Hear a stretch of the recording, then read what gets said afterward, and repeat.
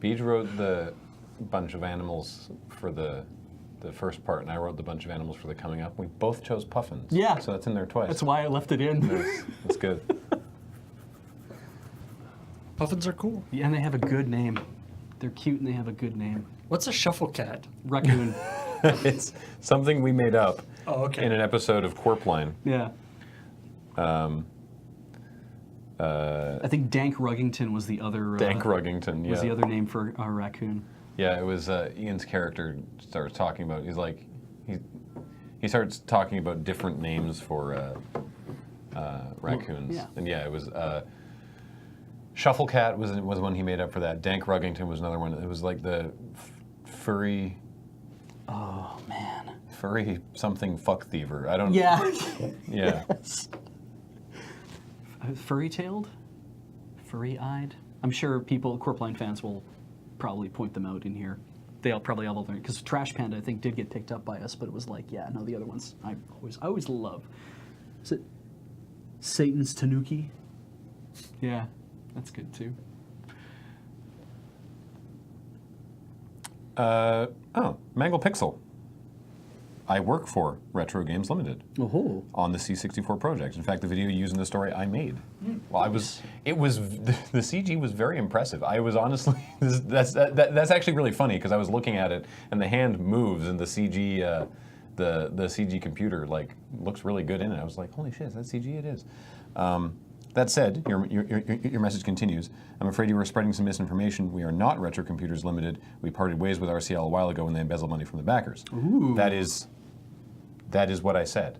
Yeah. That's what I said in the story, is that the two guys who I said Left. were with Retro Computers Limited, left because of how mishandled the Spectrum campaign was, and then they founded Retro Games. Like that's...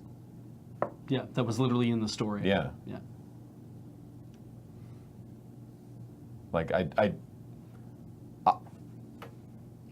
I don't think as an aside, Nanglepix, I think you and I have a good working relationship, so, and I don't want to put you in a bad position, but that's what I said in the story, and I still think people shouldn't pre-order it. I'm sorry, but like they've not shown that they can deliver. It yet. Yeah. So I'm wary. I hope that it. I wish you all the best. I hope. Like I said, I legit want to buy that thing when it exists. Yeah. So. Except it sounded to me like they left and used the money to found a new company. Literally not what I said. Yeah. I said because of how that campaign was mishandled, these two guys left. And they left the third guy to handle that. David Levy. Levy. L-E-V-Y. Yeah, the Retro... Why did they have to name them so similarly? Retro Computers Limited is now just David Levy and Sir Sinclair. Oh, yeah? Of the Sinclair. Oh, that's why they have... Oh, okay. That's why they were... Yeah. They had the right to do that. Personally, I kind of wanted to get my hands on the other C64 thing that came out a few years ago, which was the direct-to-TV one, the one that I was saying, I forget, Jerry Ellsworth, I think is her name, because she designed the original thing that was based on the C1.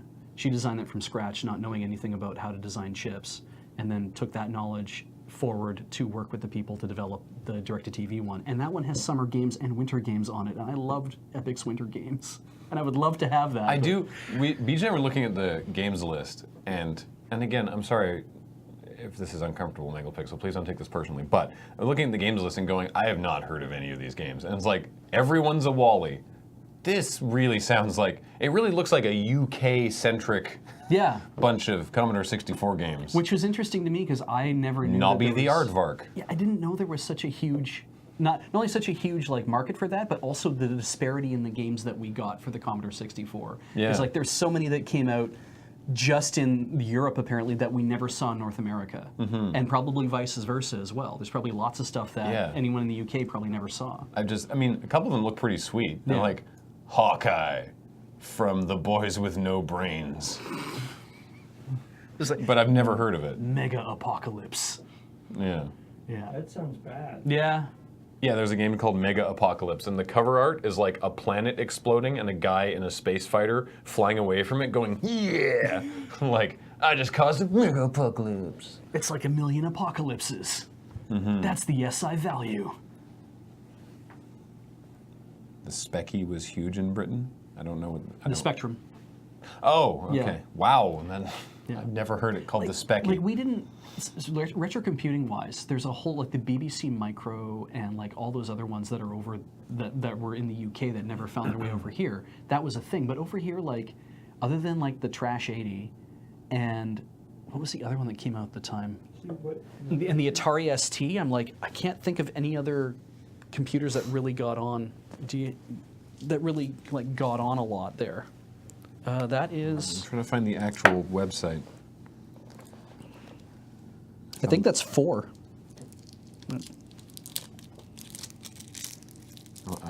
I want to find the games list. Like Cybernoid, I Oh, the Amiga. Yeah. sounded familiar, but oh hello. So- Glad that didn't ding. Sorry for the noise. I'm in for this thing. I'm actually to be honest, I'm way less interested in the Mini than I am the Full size version or the full size one. It's not quite full size, but the one that actually works as a Commodore. So here's the game list they have so far. Alley Cat, Isn't there 64 games? Anarchy. It says that. It doesn't look like there is. Armalite, Avenger, Battle Valley, Bounder, California Games. Chips Challenge. That's the one I'd heard of. Yes. Chips Challenge. Hello. Confusion, spelled with a Z. Cosmic Causeway. The game is called Creatures. Cyberdyne Warrior. Isn't Cyberdyne the company from Terminator? Yeah. Cybernoid, the fighting machine. Cybernoid 2, the revenge. Deflector. Everyone's a Wally. Clearly, you didn't do a very good job in Cyberdyne 1. Fire Lord. Heartland. Herobotics. Oh, well, actually, that's a lie. I'd heard of Impossible Mission as well. Beach can attest that I started doing Impossible Mission voice. That's right. Yeah. Yeah. Best boy. I had to play it at my friend's house. I didn't have a copy of it, which is funny because he could have just made me a copy of it, but he didn't. Monty Mole and Monty on the Run. I like Ranorama. my favorite thing about the mini Commodore thing is, of course, Ark of Yasod. they're doing it the same way as like the Super Nintendo and Nintendo, where it's like a mini version of the console. But of course, a Commodore was originally built into a keyboard, Yes. so it's a mini keyboard that's not actually a keyboard, It's just the shell. but you can plug a keyboard into it. So then you can have a keyboard in your keyboard, so you can keyboard while you keyboard. Anyway, Sorry, I'm getting my parents to buy me a pot. It's not legal in Canada. very yet. understanding parents. Especially in Alberta. My dad has the last pot. The only pot in How- Alberta? Yep. How much pot is a pot? 6.5 liters. It's a good amount. Mm-hmm. That's solid- a lot of pot. It's a solid amount. That will do you for a while. All right. Other stories we talked about. So yeah, the Ubisoft Hieroglyphics Initiative, or the Hieroglyphics Initiative. Yes. The video has some very thick accents. Yeah. See, a person with a very thick French accent saying the word hieroglyphics is quite funny. Yeah. On the face of this just sounds like we're going to scan in a bunch of pictures Yeah. of things, and then we're going to apply machine learning to tell you what those pictures are. Machine learning. Yeah. Paul made the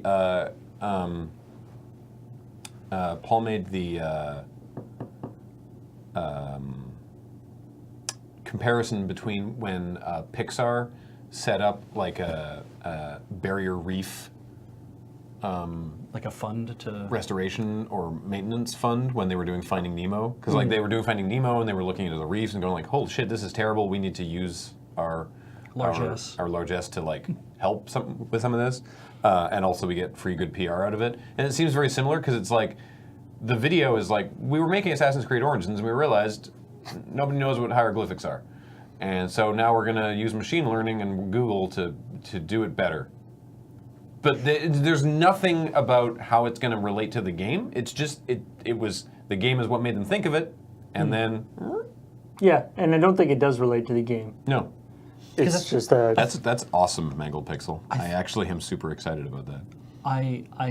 Because I assumed that like Egyptologists, as far as hieroglyphics went, they had like a Rosetta Stone or something like that. That was the idea, is that the Rosetta Stone was like Greek and Hebrew. They had the Rosetta Stone. That's what I mean. But Yeah. it's like, and that was to Greek and Hebrew and hieroglyphics. Was it the Egyptian written language? I'm not sure. I'm not sure, but yeah, it was a way to kind of like we can provide that. But it's like I guess so they want to just use machine learning to figure out how much of this is a full language, or like when you see things together. I think it's more like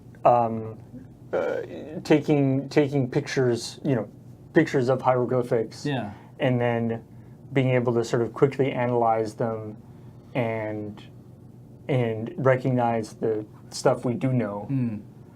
And then use machine learning to figure out, well, if we see this chunk of hieroglyphics here next to a thing we already know, it must mean this because it's next to all of these things constantly.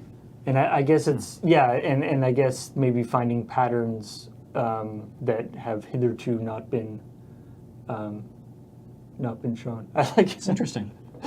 there's something I mean, I'm sure I would imagine that it is very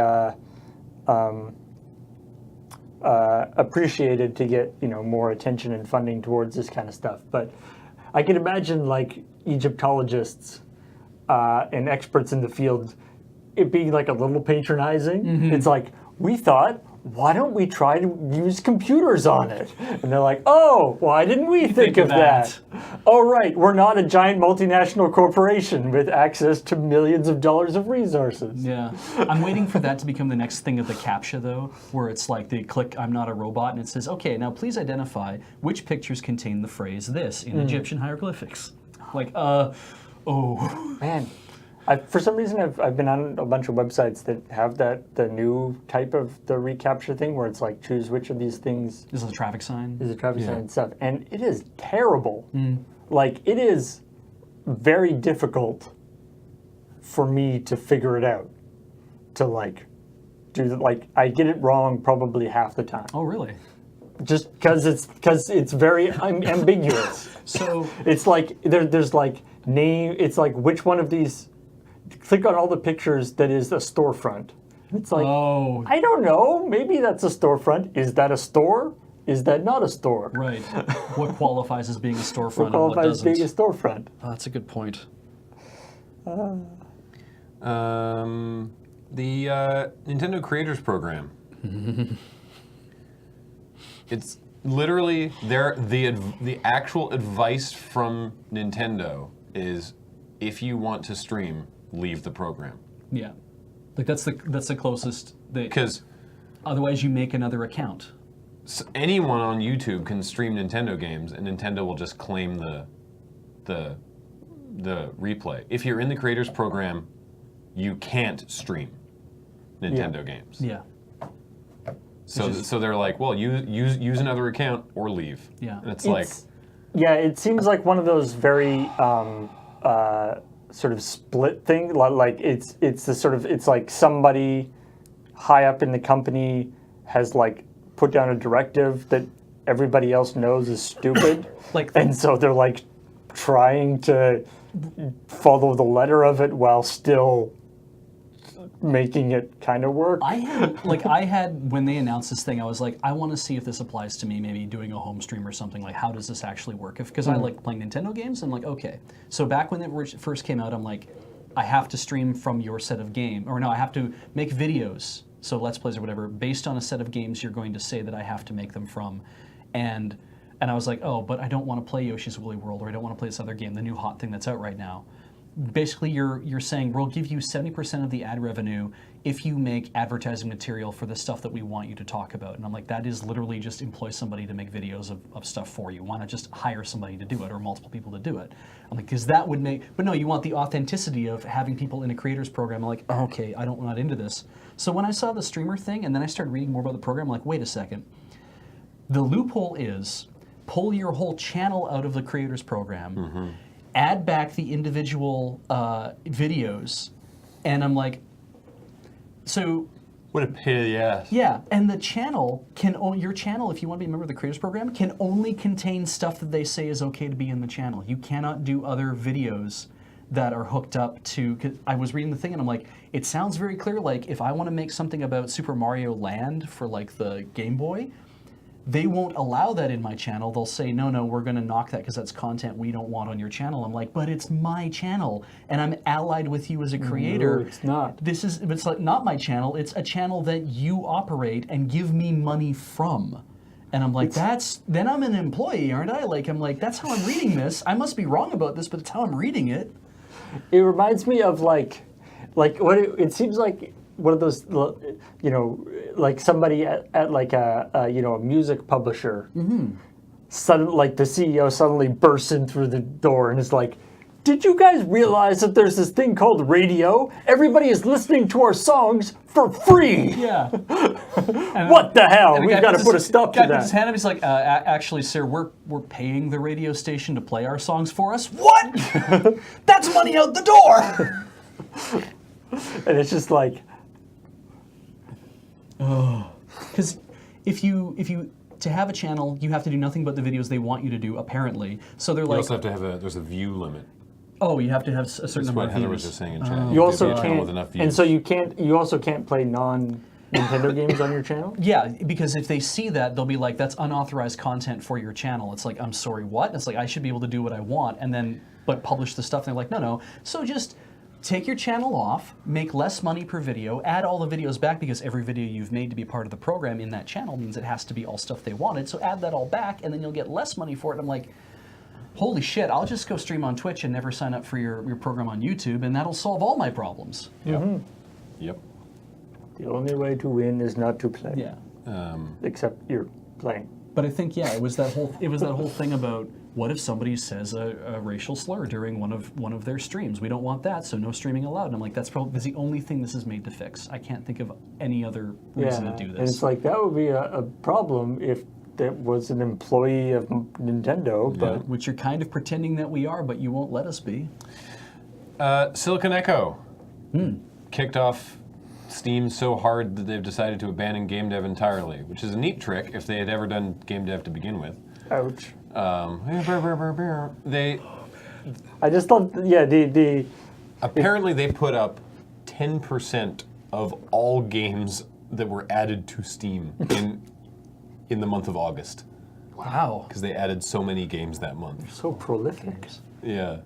It reminds me a little bit of, I remember reading these, there's a great series of like blog posts and stories about running a video game store. This was like in the 90s, like running like a rental store.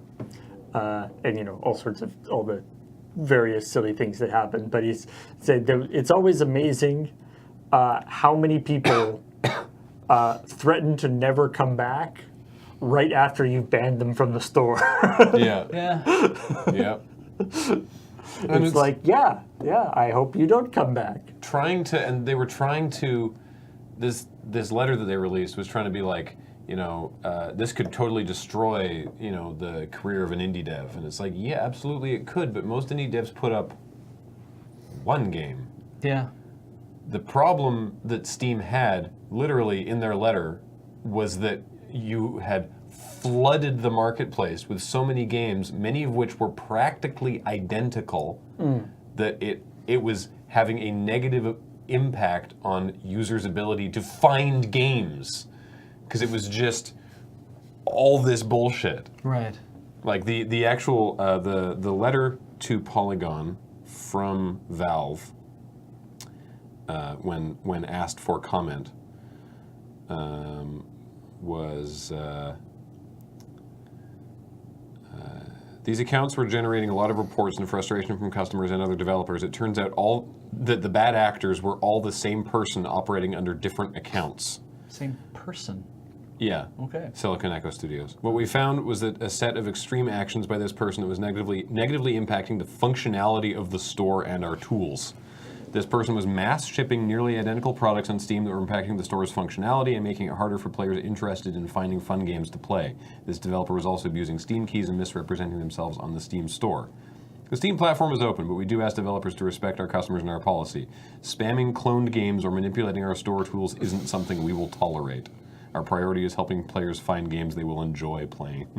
And Nice. we were talking about, like, I love that that statement they have with, I think, 3 different qualifiers. So it's like some people might view Oh no, here, let me just read it. It's some so of good. our. It's it was because it started with "We are not heroes," which is even better. I'm not saying we're heroes. Yeah. Okay, we are no heroes. We have indeed sometimes been conducting our business with some practices people may call shady.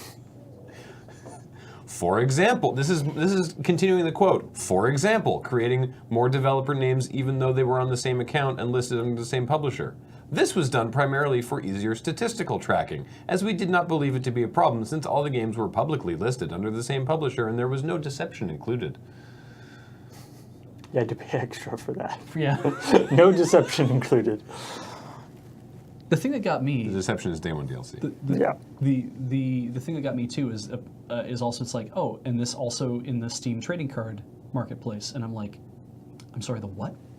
Also, their part of their excuse there was that it's like, oh, but it's all clearly under one publisher. But also part of their complaint is that Valve sent a warning to one account, but didn't warn the main account.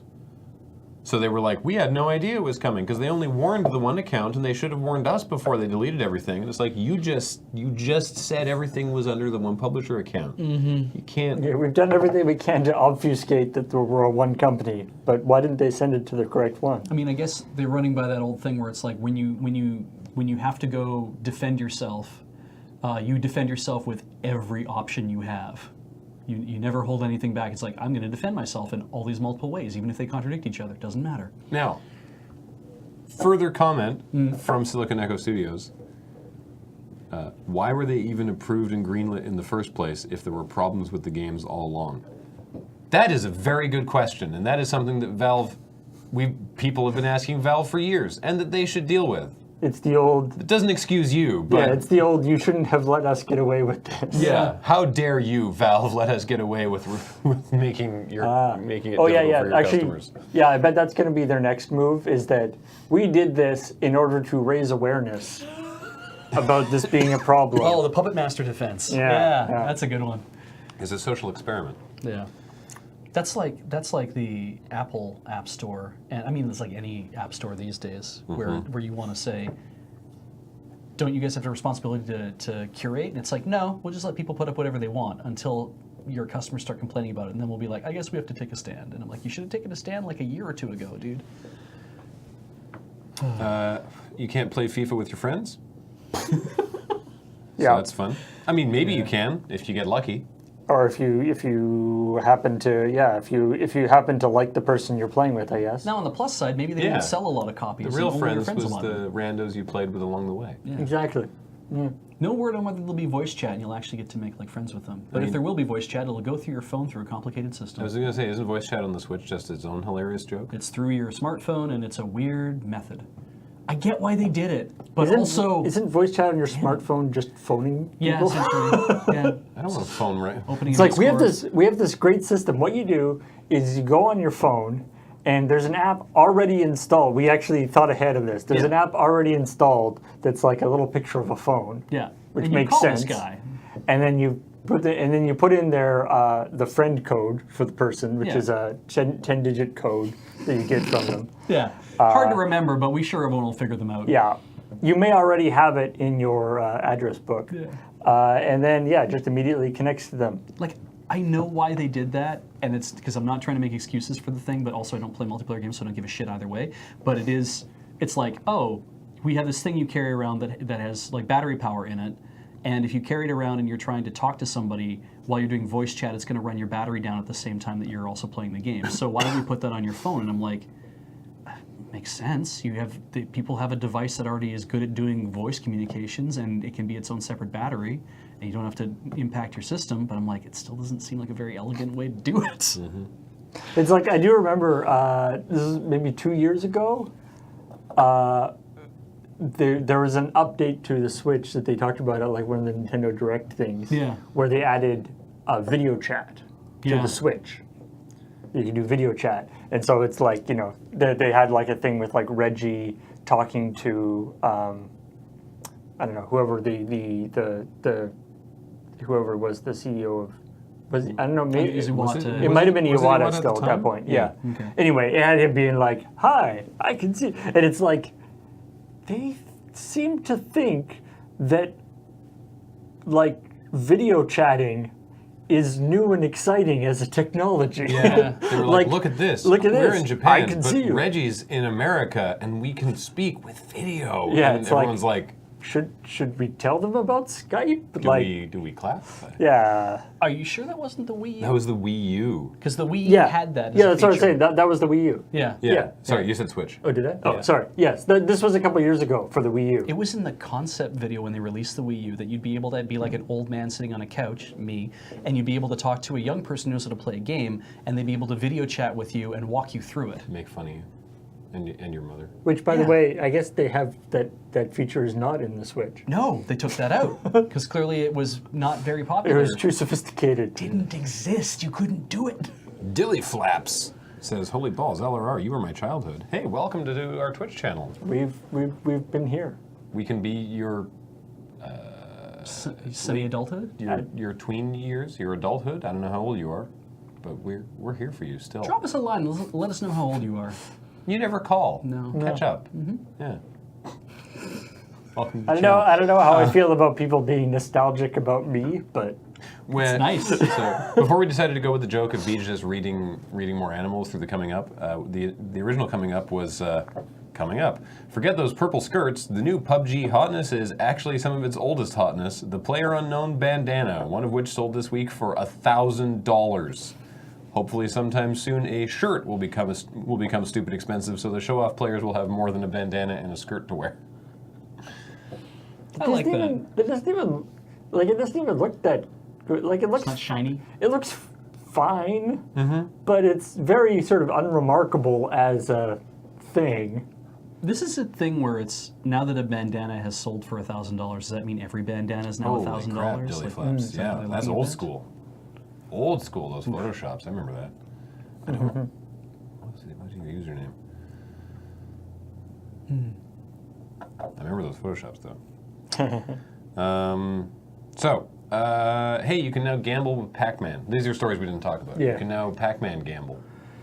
It says It's weird. It's like there's a company that makes casino games or casino machines, and they're building on like the Pac-Man battle system.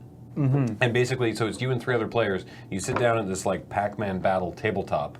You all wager real actual dollars, and then you play Pac-Man battle, and whoever wins gets to spin a prize wheel. and then The prize is based on luck, not how much money you wager. Wait. so What? I'm assuming the wagering is like you wager between you and then the house takes a cut or something. So nobody wins any actual money. I don't understand. And then you spin the thing. I looked at a bunch of different articles about this, and I couldn't. Maybe the more money that's in the pot, the better the potential prize that you could win? I think that's the case. Is it a bandana? No, they Hope can't so. afford that. Yeah, you kidding me? That's weird. This company is apparently they work especially with, or their kind of area of expertise is new sort of casino games targeting younger people. And so apparently they have one based around like cut the rope, and they have one Doodle jump as well. I and doodle think. jump, yeah. And so I love this slide, which could be misinterpreted, but apparently they have one of their marketing lines is that their games can lower the median age of a player in your casino by 20 years. Wow, holy crap. So hopefully the median age is quite high. Must be at least in their 60s. You know what, though? Good job, but there have been Fist of the North Star pachinko machines for decades, so you didn't get there first. There's a great article on Kotaku with a bunch of ways that Divinity Original Sin 2 players have been like kind of breaking the game, like just hilarious cheese strats. Most of which the developers are like, you figured it out, all right, cool. My favorite is there's like a teleport spell. It's like an action RPG for those who haven't played it. So like sort of a Baldur's Gate, perhaps. Like it's top-down isometric. You can like pause and cast spells and move your characters around. They cast like a teleport spell on one of the bosses, and just move her laboriously along to get in the aggro range of another particularly hard enemy who just aggroes at anything, and then they're like, and go, and they just let them fight back and forth. That's a whole thing from. I remember I saw lots of videos of people doing that in Zelda, like in Breath of the Wild. Oh yeah. Like luring one monster over to another Oh, yeah. monster and having them fight each other. Yeah. It's from what I understand, at least the developer's line on this is basically that the game is so. How the game is built is like it's quite complex, and it has all these sort of intermeshing systems, and so there's some sort of emergent behaviors are to be expected, and they're fine with that sort of. That's cool. People coming up with new and interesting ways. With the idea being that because they designed it to be not absolute, to have. I guess the system has that sort of flexibility in it. Yeah. It's not so locked down. Some people already answered this question in chat, but because I saw it come up again, as a reminder, this week on AFK, Wednesday night, we're playing the Betrayal at Baldur's Gate game. It doesn't come out till Friday, so we're getting an early access version of it, because Avalon Hill sent us a copy, which is very nice. Yeah. Bluehole has created a new subsidiary called PUBG Corp, which is just for handling stuff relating to PlayerUnknown Battlegrounds, which is surprising because I didn't know that Bluehole had anything else going on. It was probably one of those things Is where the joke. Man, the people, like, there's a bunch of people at Bluehole that were getting just tired of everybody in the office playing PUBG all the time. They're like, you know what, you guys, you just go off and make your own company where you can play PUBG as much as you want. We're going to stay here at Bluehole and get work done. The joke I would have made about that would have been like, having made this company, I'm sure the people who make PUBG are going to be really upset that there's now a company called PUBG This. Because I had no idea that Bluehole was a company that at all, and that they made PUBG. I just know of PUBG. So they, PUBG Corp is entirely devoted to business development and global operations relating to the game. Basically, they're the group in charge of like esports now. PUBG Corp sounds like a really. It sounds like a really pretentious, like PUBG clan. Yeah. Welcome to PUBG Corp. We all have these bandanas. Here's your frying pan. Get to work. People have already started. People who got the SNES Classic have already taken it, ripped the Star Fox 2 ROM from it, put it onto SNES cartridges, and are selling them on eBay. So you can buy an SNES cartridge with Star Fox 2 that actually works in an SNES. It will probably cost about the same as buying the Mini, won't it? Probably. Yeah, okay. Apparently there's no battery backup either. Really? Yeah, there's no battery save backup. Oh, so you can't save the game? Well, you can save, but when you turn the Super Nintendo off, it'll go away. Well, the original Star Fox also was like a sit down and play it. You don't get to save anything. Oh, really? Yeah, it was brutal because of that, because I'd make it like a part of the distance and then I'd just die. It probably has a better supply chain. Ouch. The latest Splatfest is a lighthearted debate between people who hang toilet paper correctly or monsters. So, Which side are you That's on? fun. Doesn't Backside. matter. It's That's where I put my toilet paper. where? Backside. backside. Yeah. Yeah, the front side toilet paper. The Right. moving on. Like what? it's the thing about reporting about like I like the stuff with the Splatfest thing, but it feels a little bit like reporting on it feels a little bit like kind of playing into it's like That damn, was. it's like damn you Nintendo. I know why you're doing this. You're doing this because it's a funny story that blogs like to report on, Yep. and we're falling right for it. Also, it's just Splatfest for Europe, isn't it? It's not the rest of the world, which means that the debate has already been covered in North America, must have been covered in Asia, and so therefore they're like, well, we have to introduce this whole idea to the European people. What better way to do it? It's through a Splatfest. So they're saying that So it's before actually before about- now. So it's actually nothing to do with toilet paper. It's all about bog roll. Yeah. But they're saying, Yeah. wait, what you're saying is before now, Europeans were- European was a utopian consensus. Where they just use bidets to wash their butts like a bunch of civilized creatures. Yeah. I do like that as part of I guess whatever the back and forth about the direction of the toilet paper. Yeah. People dug up the original patent for toilet paper. Yeah. And it is overhand is how they show it in the original patent. You Then again, as You you know, beasts. GIF, Linux tells us that's the death of the author. Yeah, that's a good point actually. So the only reason I like to hang my toilet paper R.I.P. author. underhand instead of overhand. Wait, you do hang it under? I do hang it under when I can. Why? But I started hanging it over at the house that we're in now. But the reason I hung it under was when you have a pet that likes to play with toilet paper. It's true. Yeah. They like to do this to it.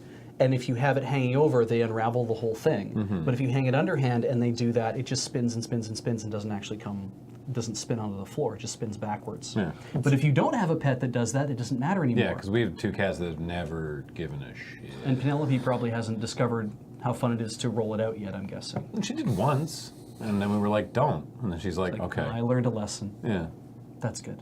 that was honestly, it was just some firm words. And she was like, "Oh, okay, I won't do that." She hasn't since then. I was like, "Oh, all right, great." It's good. Yeah, she's super chill. Please press F to pay respects to the author.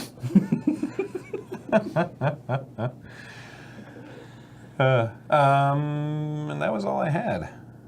Did you see any other relevant news, Paige? That was like goofy stuff. I don't know, just anything. Any gaming news? I mean, I already brought up the one beforehand that I thought was cool. The We Fly, I think was what they were actually Factor 5 was going to end up calling the Pilot Wings thing, because Nintendo, when they said we don't want to do this anymore with you guys, they're like, well, fine, we'll go our own way and we'll call it We Fly. And they said you can't call it We Fly. It says fine, we'll call it We Fly, W-E Fly instead.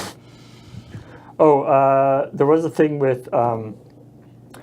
Yeah, I mean, this is sort of an opinion piece, but I found it very funny on Ars Technica. There's a thing about Forza 7's loot box What's that all about? Right, I skipped that story. Sorry, So, not intentionally. I just missed it. Yeah. and this is it's basically, you know, where it's the, I guess they maybe have discovered a new level of a new sub-basement of the Gotcha systems? the gotcha, the pay to win thing. Well, not pay to win, or the loot box system.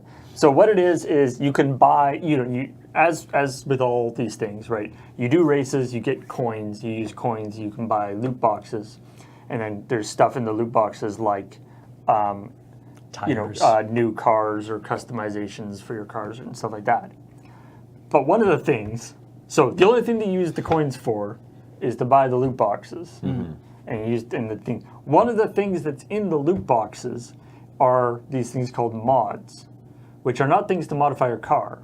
They're things to modify the race, so that and that changes the number of coins that you get. So you can say like, I'm going to race at night, Okay. and if you race at night, you get like 1.5 coins for that. Assuming you do well in the race. Huh. So you are getting a loot box. So you're using a thing that you got from a loot box to Increase your chances. to make it so that you can get more of the coins, so that you can buy more loot boxes. I mean, There's no actual value to the thing, other than making it so that you can get coins faster, so you can get loot boxes more. like I Which is just, it's just a subtle tweak on the system. Yeah. Also, yeah. in Forza 6, they also had the mods, but you could just do them. Yeah. Like you could just be like, I want to race at night. Okay, you'll get 1.5 coins now.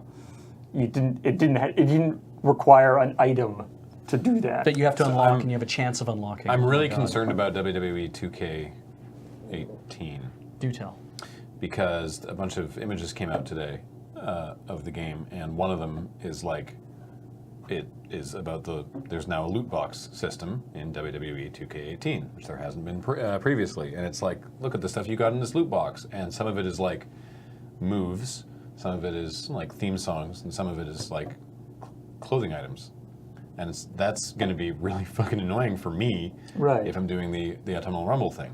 Previously, there was like X amount of clothing items already in the game, and then there was others that were unlockable through gameplay, or you could buy like this DLC add-on that's like the creator whatever, and it was like $10 and it's basically unlocks everything. you're just basically going, I just want to unlock all this stuff because I just want to play around, Right. and that's worth $10 to me, and they'd be like, okay, fine.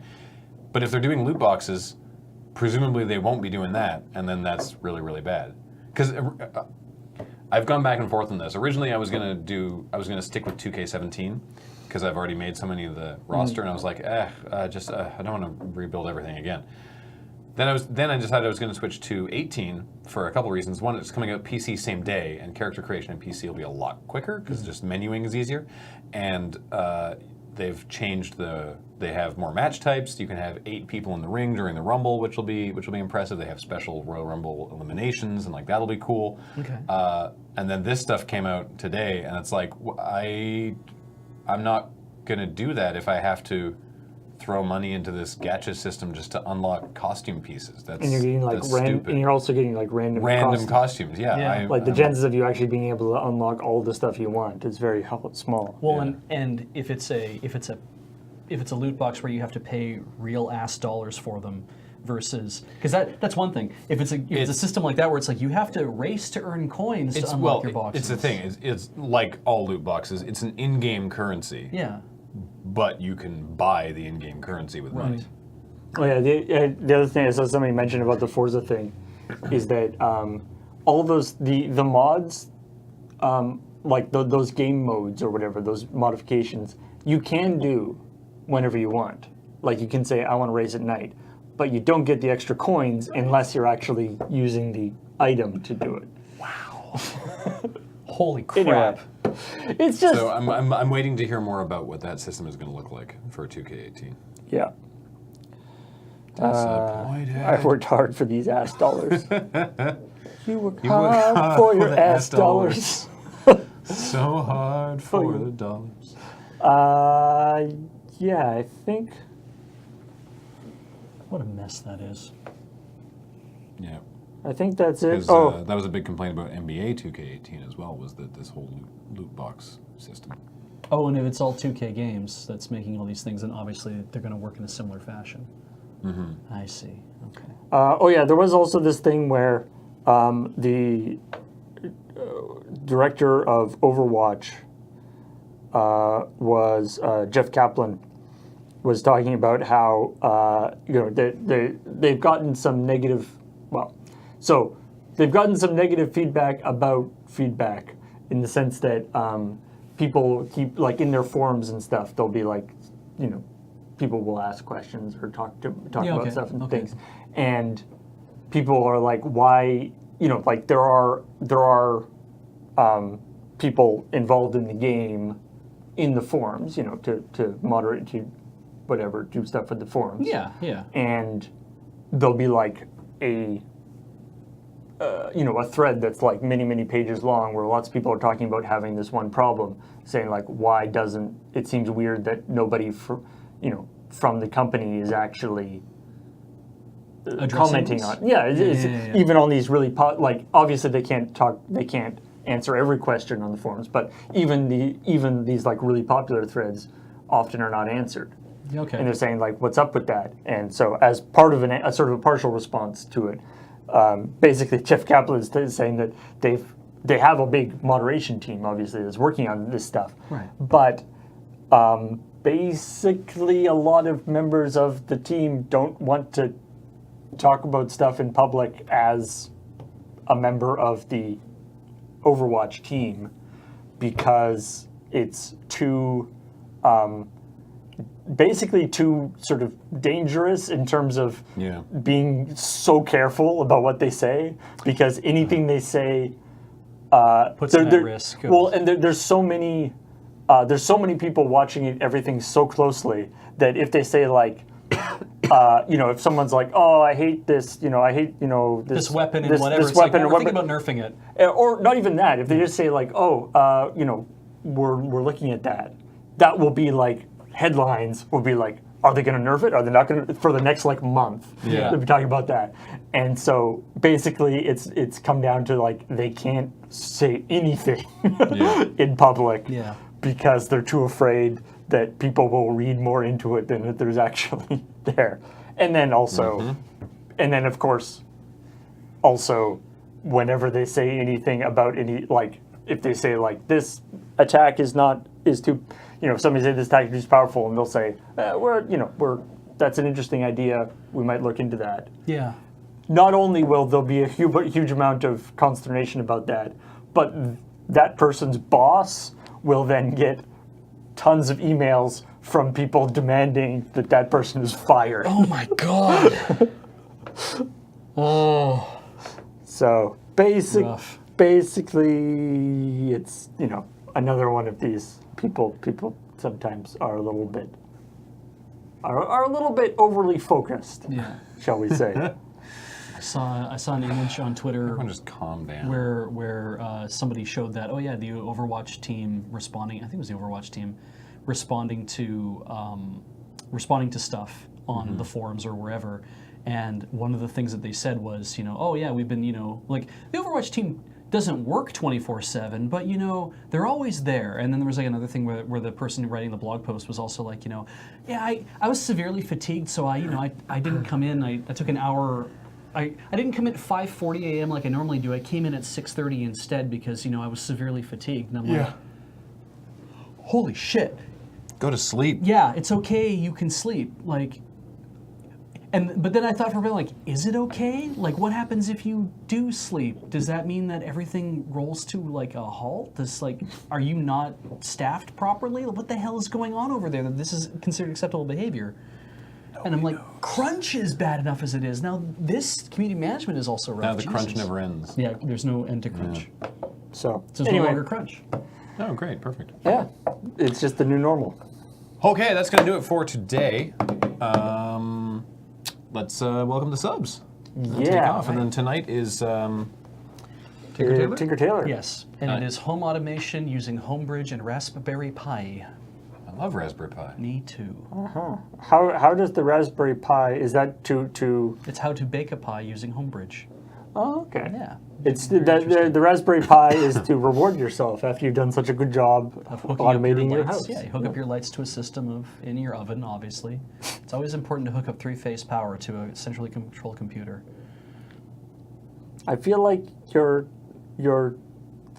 that's not true, but I don't know enough to know why that's not a good idea. It's all electricity.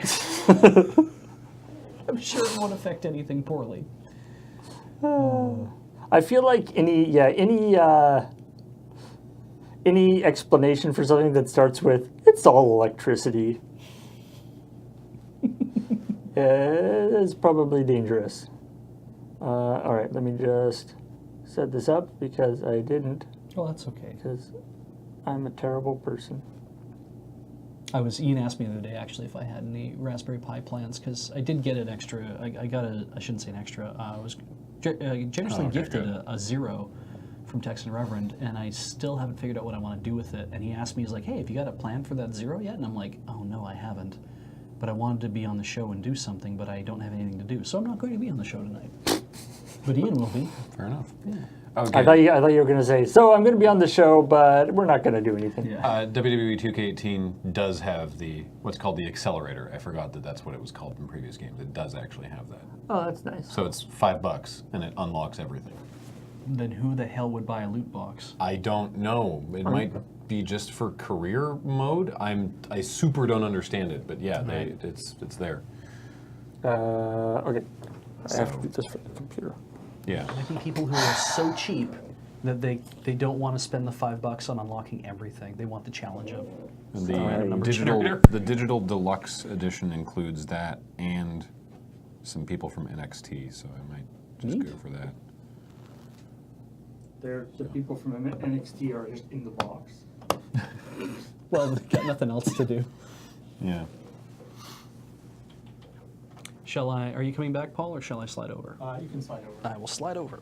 Sorry about this. No problem. I'm using the unmuted thing you did not go over. Right. I get the point side of the desk. Who from NXT? So this is the NXT Generation Pack, which is Aleister Black, Drew McIntyre, Elias, who's lost his last name somewhere, Lars Sullivan, and Ruby Riott. There's a bunch of NXT people already in the game, but that pack has those 5. Whenever I hear of a wrestler that has both their first name and their last name, I just assume they're, like, first and foremost, I just assume they're a jobber. Except it's not the case, and I don't know why. Like John Cena. basically, they're in NXT and they have a name, Yeah. they have a full name, and then they get pulled up to the main roster, and Vince is like, lose that. You need an identity. Yeah. Yeah. Like former NXT champion Adrian Neville, now Neville. Oh, The Drifter Elias Sampson, now Elias. Elias. Not the Drifter, just Elias. Or Samson is a cool name too. Yeah. All right, you ready? Yeah. Yeah, let's do it. Lord Crusher with a 24-month resub, 2 years of subs for loading ready run. Lanthus for 12 months with 1 year. Here's to many more.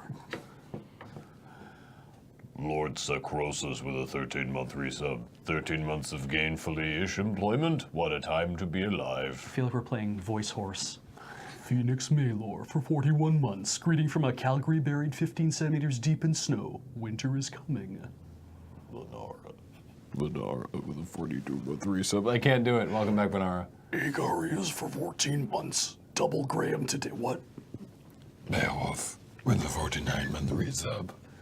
Reach point hype.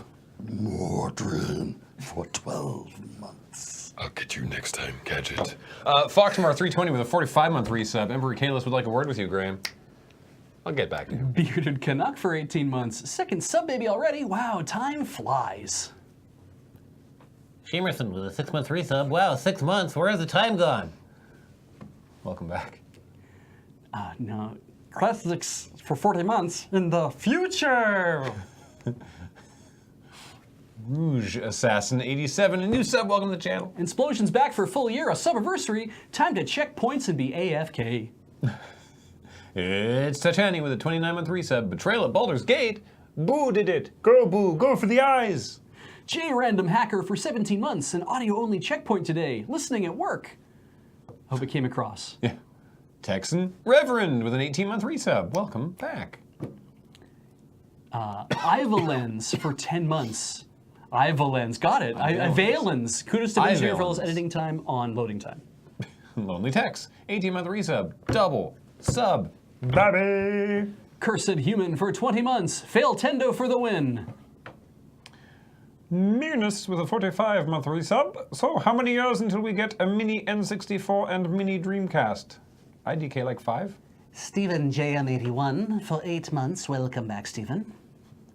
Twinklebees, 19-month resub. Thanks for making my mostly rubbish day slightly better. Oddly Harmless for 9 months. Welcome back. He just had a sub baby. You can't with Derek. Dread Pirate Wesley with a 3-month resub. Welcome back. And Ferritude's back with that 11-month resub. Thank you, Ferritude. Zagrog, 30-month resub. Welcome back, Zagrog. Prancer Inflatable Reindeer for 7 months says, "Oh, hi, Mark." Jamie Digwell with a 5-month resub. Remember to re-up my Prime sub. Kisho671's a new subscriber. Welcome to the show, Kisho. His Lord Rakdos, a 12-month resub. I did not. Holy crap, it's been a full year since I hit the sub button. Super glad I did. Oni Squirrel for 6 months. I actually saw most of Checkpoint and the Aftershow live today. Hooray! Hooray! And thank you for 1 bits from Valhalla Knight, LSU Gamer 13, Oddly Harmless with that 6-month resub, and Delta V. Welcome back. Welcome back, and thank you is what I meant to say. Thank you, regardless. Appreciate it. I really liked Klaus, the tabletop game design guy on Chlorpline. He's like, no, I reference these tables. Klaus de Brucio, yeah. Yes, it's like you need 2 tables. There's 2 important tables. You need one to put the game on and one to hold other components.